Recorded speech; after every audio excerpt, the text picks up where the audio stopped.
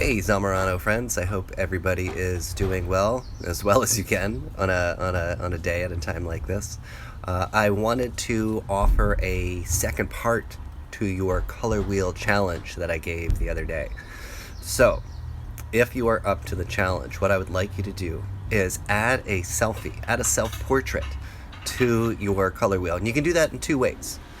You can use an app called Pixlr and use the double exposure tool to combine the two, and I'll show you how to do that in just a minute.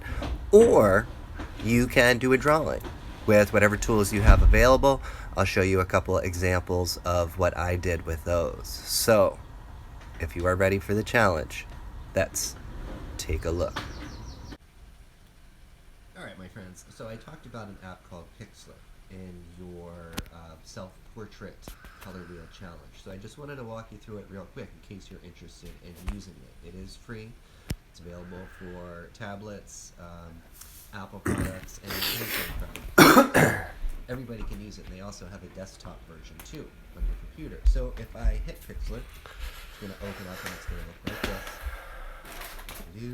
And then you're going to see some kind of landscape, and down here it says photos, right? After you take your portrait, take your photograph, after you take your photograph of your color wheel like you already did, so you hit photos down there, and what you're going to look for is either your face or your color wheel. So let's say I choose my face first. Ta-da! Oh my goodness. After you do that, if you want to experiment with filters, if I hit the star down here, I can choose all sorts of different filters. What I'm going to do, I am going to just turn my face into black and white. So that way we can see. I'm going to use this G. It's going to make me, oh my goodness. Alright, so that gets rid of all the color. Now it's just black, white, and grays. Once you are done with that, then what you can do is hit the check mark right here. Now you're going to go to this toolbox. Oop, wrong button. Try that again, toolbox. And you're going to look for this, double exposure. So I'm going to go ahead and tap on that. It says tap to add photos. So now what I'm going to do is I'm going to look for my color wheel image. So I'm going to do this. And what you're going to notice is I can't see my face anymore. And it doesn't necessarily fit. So if I use two fingers, you can make it a little bigger so it covers my whole face.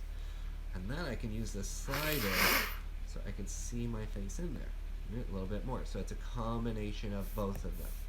Now what you can do is, based on that, my eyes are kind of up here. Maybe I move the color wheel up so I can see more of my eyes in the color wheel.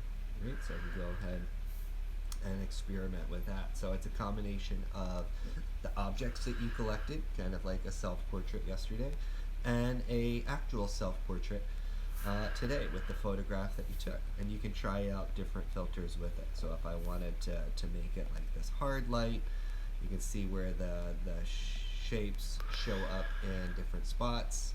If I decide I want to lighten it, you can see how, ooh, that's kind of neat because the color wheel only shows up in those spots. It's kind of cool. Ooh, I like that.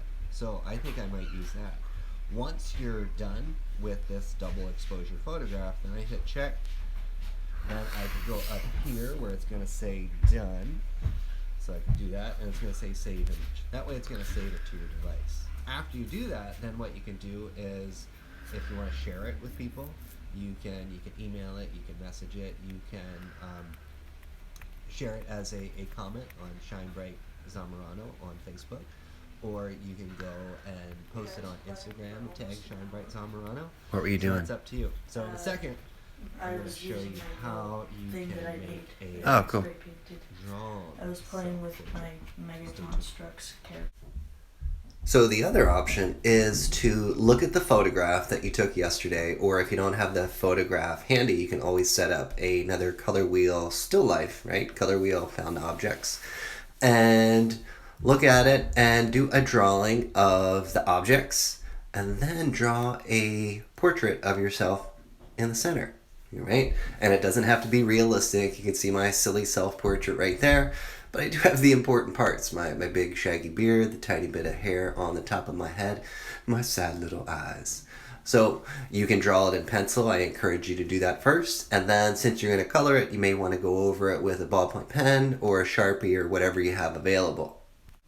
Then find some coloring materials, coloring tools. They could be markers, they could be crayons. I've got this 8 color box of Crayolas right there. So that's what I'm going to use to color my self-portrait color wheel. And what I will do is I'm just going to go through the color wheel and use the colors out of the box, mixing some in order to create some yellow oranges and red oranges and do my color mixing with the colors I have available. And in the end, you'll have something that looks like this or something completely different, and that's okay too. But you could see how I worked my way around the color wheel, mixing some blues and violets to create blue violets, yellows and greens to create yellow greens, those types of things. So even though it's different than the photograph that you took yesterday or the Pixlr approach, you're still demonstrating an understanding of color mixing and creating a fun self-portrait that includes objects that you found around your house that could say something about you, and it's got a portrait of you in the center. So give it a try, and if you do, please share it with me. I'd love to see it.